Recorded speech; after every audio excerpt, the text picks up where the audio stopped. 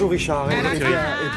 On va faire comme l'année dernière. Exactement. On va prouver à toutes celles et à tous ceux qui nous regardent que les hôpitaux ne chôment pas pendant l'été. Et vous allez voir que tout au long de cette semaine, on va se balader en France. Exactement. Et si vous avez besoin d'aller à l'hôpital, eh bien les médecins, les infirmiers seront là pour vous recevoir.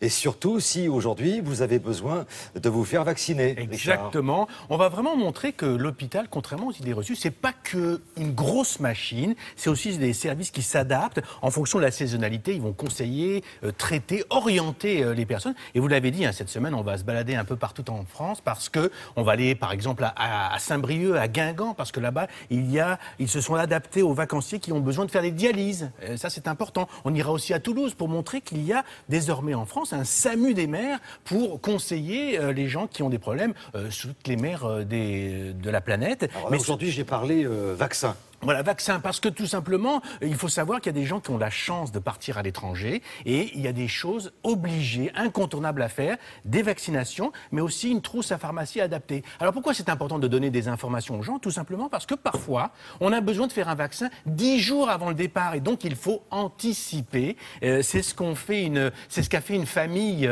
qui va du côté de Bali et de l'Indonésie. Ils sont allés dans un centre de vaccination pour voir ce qu'il fallait faire et ne pas faire. Regardez, direction Montpellier. Vacances, j'oublie tout, mais avez-vous pensé à vos vaccins avant de partir? Dans ce centre de la faculté de médecine de Montpellier, on enregistre chaque été 1500 consultations de voyageurs. En fait, la consultation tourne autour de 3 points majeurs. 1, les vaccins, à jour ou pas des vaccins du carnet de vaccination français, encore une fois la polio fondamentale quand on va dans les pays du Sud, et le tétanos aussi.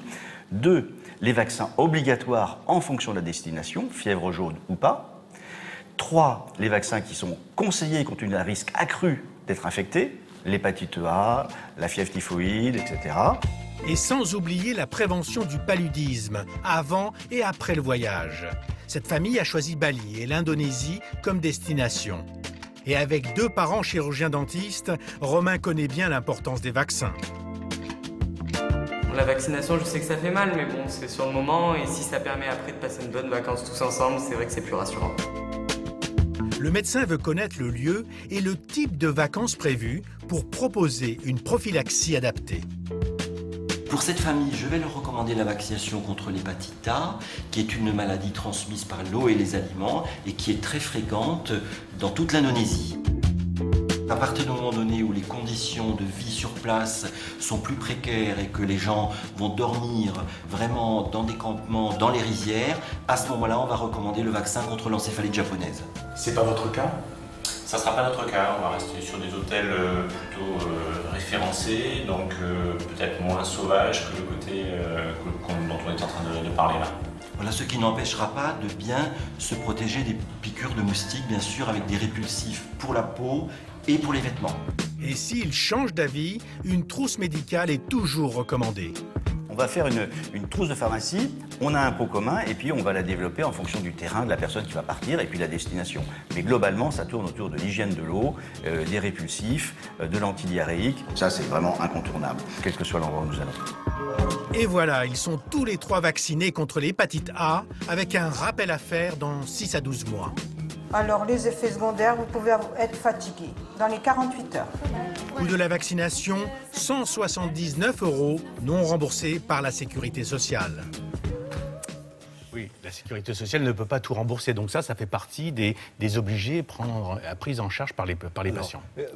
Pourquoi est-ce qu'on parle de vaccin? Quelle est l'importance de la vaccination, surtout quand on va partir dans une dizaine de jours? Bien sûr, mais c'est important parce que non seulement il y a des pays où c'est compliqué, on peut vous embêter si vous n'êtes pas vacciné, donc ça c'est important de le rappeler. Donc il y a des zones dans le monde où on vous le conseille. Et puis c'est aussi l'occasion, et ça dans tous les centres de vaccination et notamment dans celui-ci, on veut voir un peu si vous êtes à jour des vaccinations. Vous savez, en France, les adultes sont moyennement à jour des vaccinations, donc c'est l'occasion non seulement de revoir le carnet vaccinal français, mais aussi il faut savoir qu'il y a certains pays ou certaines maladies comme la polio, par exemple, est toujours menaçante. Donc il faut ne pas oublier de voir si on a ses propres vaccinations à jour pour éviter de contracter une maladie si d'aventure on allait dans les pays où il y a encore les souches de la maladie présentes.